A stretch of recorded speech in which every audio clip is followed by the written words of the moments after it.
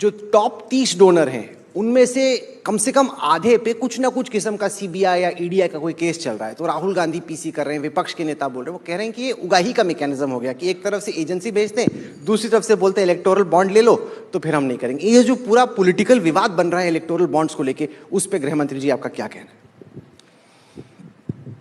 Electoral bond भारतीय राजनीति में से काले धन का वर्चस्व समाप्त करने के लिए लाया गया था।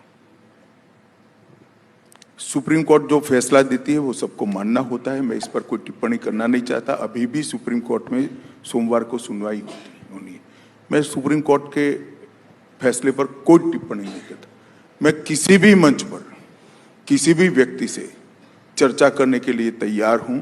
इलेक्टोरल बॉन्ड ये भारतीय राजनीति में से काला धन समाप्त करने के लिए लाया गया। कोई मुझे ये समझा दे कि इलेक्टोरल बॉन्ड आने के पहले किस तरह से चंदा आता था, तो कैश से आता था। बॉन्ड में किस तरह से आता है, तो अपनी कंपनी के चेक आरबीआई को देकर एक बॉन्ड परचेज करते हैं और देते हैं। इसमें गोपनीयता का सवाल आ गया। जो कैश में चंदा आता था इसका क्या हुआ, किसका नाम जाहिर हुआ है, मुझे बताइए। तो आज तक किसी का हुआ है क्या? किसी का नहीं हुआ। परंतु मैं राजनीतिक चीजों को ज्यादा डिटेल में जवाब देना चाहता हूं। एक परसेप्शन चलाया जा रहा है कि इलेक्टोरल बॉन्ड से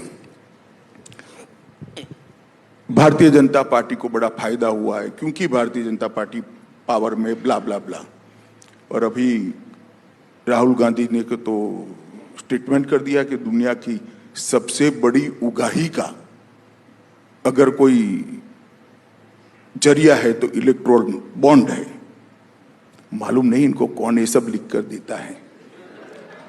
मैं पोजीशन आज देश की जनता के सामने स्पष्ट कर देना चाहता हूं। भारतीय जनता पार्टी को अप्रोक्सीमेटली 6,000 करोड़ के बॉन्ड मिले हैं। टोटल बॉन्ड 20,000 करोड़ के हैं। तो 14,000 करोड़ के बॉन्ड कहां गए? मैं बताता हूं। टीएमसी को 1,600 करोड़ के मिले, कांग्रेस को 1,400 करोड़ के मिले, बीआरएस को 1,200 करोड़ के मिले, बीजेडी को 775 करोड़ के मिले और डीएमके को 639 करोड़ के मिले। अब अगर 13 राज्यों में और 303 सांसद, 11 करोड़ मेंबरशिप वाली पार्टी और देश के सभी यूनिट में पार्टी का योग मिला ले, इन लोगों का इतना करे। मानो कांग्रेस में अभी 35 सांसद है, उनके 300 हो तो क्या हो? एक लगाते हैं तो टीएमसी को 20,000 करोड़ के बॉन्ड होते हैं, बीआरएस को 40,000 करोड़ के होते हैं और कांग्रेस पार्टी को 9,000 करोड़ के होते हैं। मैं प्रोरेटा की बात कर रहा हूं। देश में हमारे 303 सांसद है, हमें 6,000 करोड़ के बॉन्ड मिले हैं और 242 सांसद जिन पार्टियों का है, इसको 14,000 करोड़ के बॉन्ड निकले। क्या शोर शराबा कर रहे हो भाई?